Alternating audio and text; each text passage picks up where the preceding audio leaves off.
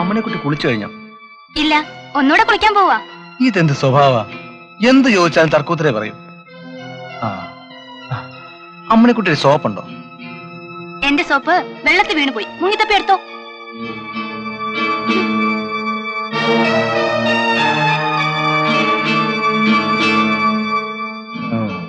ദിവസം ഞാൻ മുങ്ങിത്തപ്പുന്നുണ്ട്.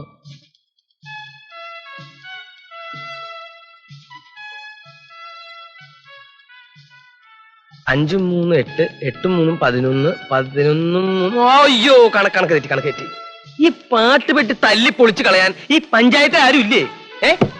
അല്ല, ഭാസ്കരമാവൻ എന്നെ അന്വേഷിച്ചു എന്നറിഞ്ഞു. ഉവ്വ്, അന്വേഷിച്ചു. ഞങ്ങളുടെ വീട്ടിലൊരു വിശേഷം ഉണ്ടാവുമ്പോ ആദ്യം അറിയിക്കേണ്ടത് അനന്തനെയല്ലേ? നീ ഞങ്ങളുടെ സ്വന്തം മോനെ പോലെയാ. അമ്മണിക്കുട്ടിയുടെ കാര്യമായി പറഞ്ഞു വരണേ. ജാതകങ്ങൾ വെച്ച് നോക്കിയപ്പോ കേശവൻകുട്ടിയായിട്ട് നല്ല പൊരുത്താ. അല്ല, അമ്മണിക്കുട്ടി അവൾ എന്ത് പറയാനാ? പിന്നൊരു കാര്യം, ഇക്കുറി തേങ്ങ ഇടുമ്പോ 10 300 നല്ല തേങ്ങ മാറ്റിയിട്ടേക്കണം. വേറൊന്നുകൊണ്ടല്ല, അടപ്രഥമനും പായസത്തിനൊക്കെ വേണ്ടേ?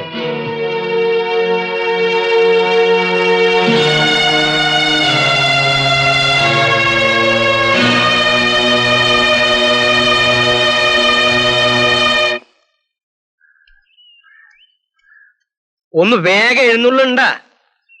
ഒരു പെണ്ണിനെ കെട്ടിച്ചു കൊടുക്കാനുള്ള പാടേ അമ്മാവനെ അറിയിക്കണം, അമ്മായിനെ അറിയിക്കണം, തെങ്ങേറ്റക്കാരൻ. മോളെ അമ്മണി, ഞങ്ങൾ വരാൻ ഒരുപക്ഷെ അല്പം താമസാലേ നീ ആ പൊന്നിയെ വിളിച്ച് കൂട്ടുകിടത്തണം കേട്ടോ. എന്താ ഈ സ്വകാര്യം പറയുന്നത്? സ്വകാര്യമൊന്നും അല്ലെന്ന്, പൊന്നിയെ വിളിച്ച് കിടത്താൻ പറയാ. പിന്നെ പശുവിനെ അയച്ച് തൊഴുത്തി കെട്ടിക്കോളൂട്ടോ. ഇനിയിപ്പോ ഏത് ബസ് കിട്ടും? നിന്റെ അച്ഛന്റെ ബസ് കിട്ടും. ഒരുക്കി കൊണ്ടുവരാനുള്ള കഷ്ടപ്പാട് എനിക്കറിയുള്ളൂ. നമ്മൾ തമ്മിൽ ഇഷ്ടമാണെന്ന് അനന്തേട്ടൻ അച്ഛനെ കണ്ടു പറയണം. നീ കരയാതെ, നമുക്ക് എല്ലാത്തിനും വഴിയുണ്ടാകും. അവര് തമ്മിൽ ആലോചിച്ചാലേ ഉള്ളൂ. ആ കേശവൻകുട്ടിയെ കൊണ്ട് എന്നെ കെട്ടിക്കുമെന്ന് ഉറപ്പായാൽ ഞാൻ പിന്നെ ജീവിച്ചിരിക്കില്ല.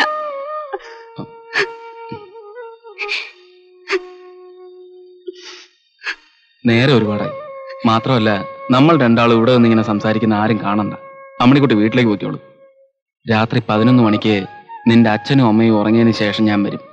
കതകിന് 2 പ്രാവശ്യം മുട്ടും, അന്നേരം തുറക്കണം. ബാക്കി നമുക്ക് അവിടെ വെച്ച് തീരുമാനിക്കാം. എന്റെ ഉണ്ണിയാർച്ചയെ ഞാനല്ലാതെ വേറെ ആരും കെട്ടാൻ പോണില്ല. പോരെ? പോ.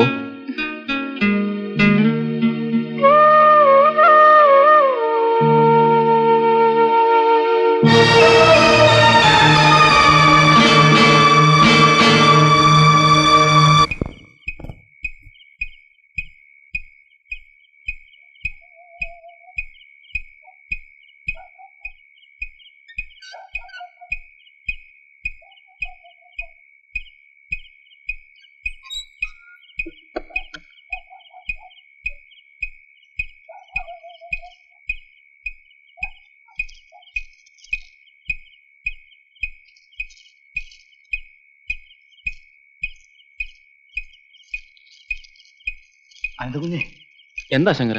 നമ്മുടെ കൃഷ്ണന് വിഷം തീണ്ടി. എപ്പോ? 1 മണിക്കൂറാണ്. വൈദ്യരുടെ വീട്ടിൽ എത്തിച്ചിട്ടാ ഞങ്ങൾ വരുന്നത്. വാ, പോവാം.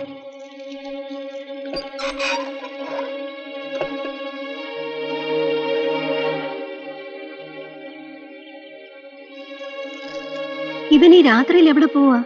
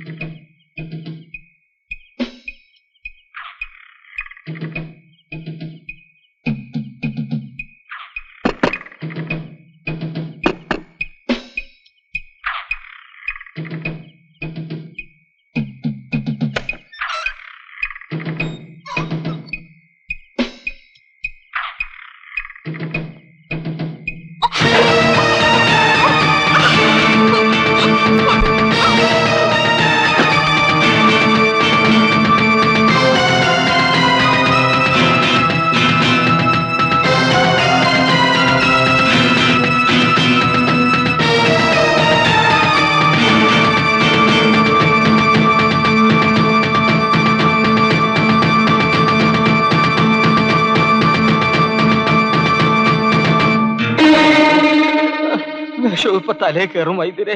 തലേ കയറാണ്ടിരിക്കാനാണ് വിഷക്കല്ല് വെച്ചത്. വിഷം വലിച്ചെടുത്ത ഉടനെ കല്ല് താഴെ വീഴും.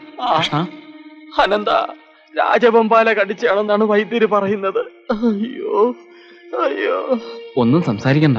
ഇപ്പൊ വിഷം ഇറങ്ങി തുടങ്ങിയെന്നാണ് തോന്നണേ അനന്ത. ഇത്ര വേദന. ഉറങ്ങാൻ അനുവദിക്കരുത്. ഉറങ്ങിയാ വിഷം ഇറങ്ങാൻ ബുദ്ധിമുട്ടാ. അതെന്താ ഇതൊന്ന് പിടിച്ചാട്ടെ, ഞാൻ പോയി ഒരു മരുന്ന് എടുത്തോണ്ട് വരാം. ആയി. ഇതും പിടിച്ചോണ്ട് ഉരല് പോലെ നിക്കാതെ ഇവിടെ ഇരുന്ന് വീശിത്ത അനന്ത. അയ്യോ അയ്യോ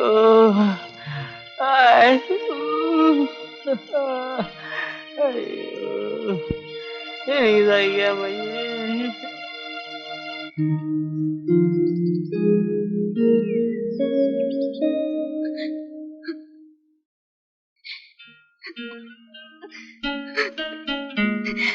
അമ്മണിക്കുട്ടി,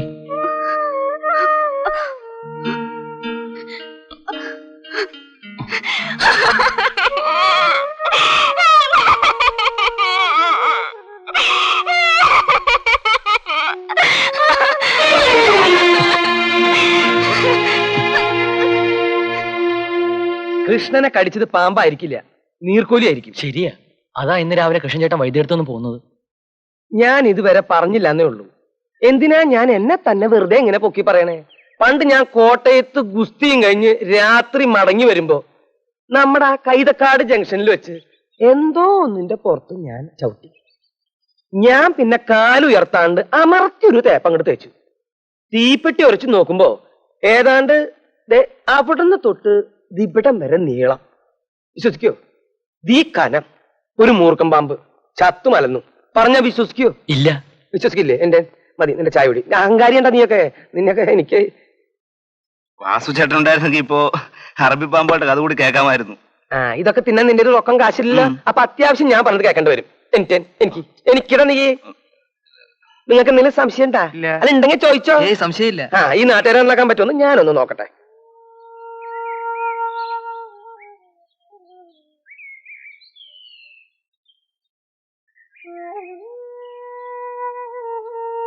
അമ്മണിക്കുട്ടി കുളിക്കുന്നില്ലേ? അശുദ്ധിയൊക്കെ ഒന്ന് മാറട്ടെ. ഒന്ന് പോകുന്നുണ്ടോ? എന്താ ഇത്? ഇന്നലെ രാത്രി മുതൽ നീ എന്റെ കിടന്ന് ബഹളം വയ്ക്കാതെ. ഇന്ന് രാത്രിയിലും ഞാൻ വരും. മറ്റാരും അറിയണ്ട.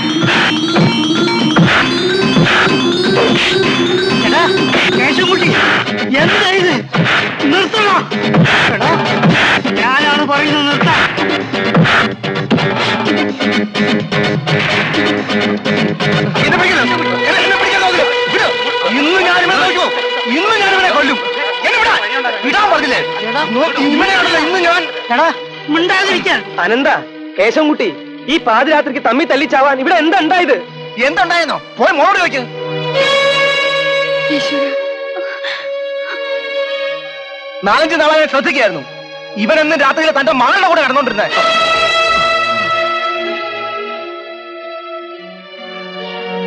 എടാ മഹാഭാവി, ദൈവത്തിന് ഇറക്കാത്ത പറയരുത്. പാതിരായ്ക്ക് വാദം തുറന്നു കൊടുക്കുന്ന മകളെ ചെന്ന് ശാസിക്ക്. യശകുഞ്ഞെ ഇല്ലാത്ത പറയരുത്. ഓടാ ഓടാ അവിടുന്ന്. ദാ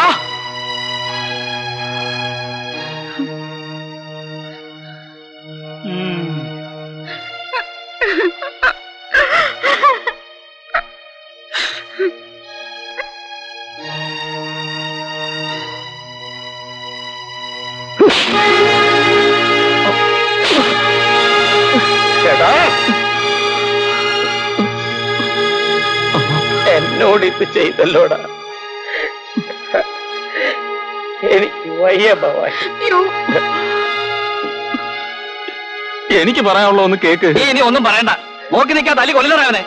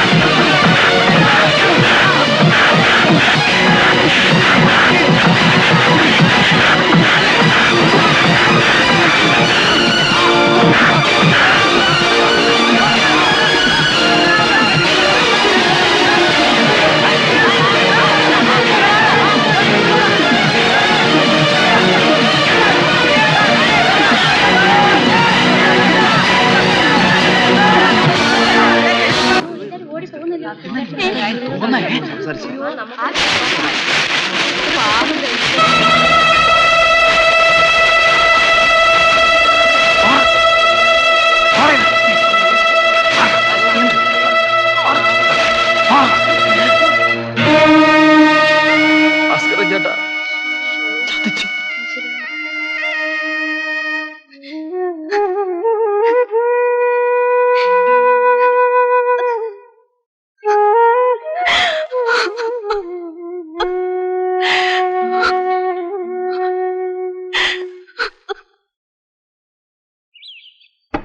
ഇനി അളിന് എപ്പോ വേണമെങ്കിലും അവളുടെ അടുത്ത് പോവാമല്ലോ. ചോദിക്കാനും പറയാനും ആരും ഇല്ലല്ലോ. നീ എന്താ കഴിക്കാത്തത്? എടുത്ത് കഴിക്ക്. എനിക്ക് വേണ്ട, ഞാൻ കൂടി നിർത്തി. ഇനിയിപ്പോ ബാറുകളൊക്കെ അടച്ചു പൂട്ടിയത് തന്നെ. യേശുൻകുട്ടി, ഇതൊക്കെ മഹാപാപമാണ്. മര്യാദക്കൊന്നും കണ്ടില്ല കേട്ടില്ല എന്ന് കരുതി ജീവിച്ചില്ലല്ലോ. നിന്റെ ശവം ആറ്റിൽ ഒഴുകി നടക്കും. മനസ്സിലായോ? ഇത് കഴിച്ചു. നിന്റെ ദുഃഖവും സഹതാവും ഒക്കെ മാറിക്കിട്ടും.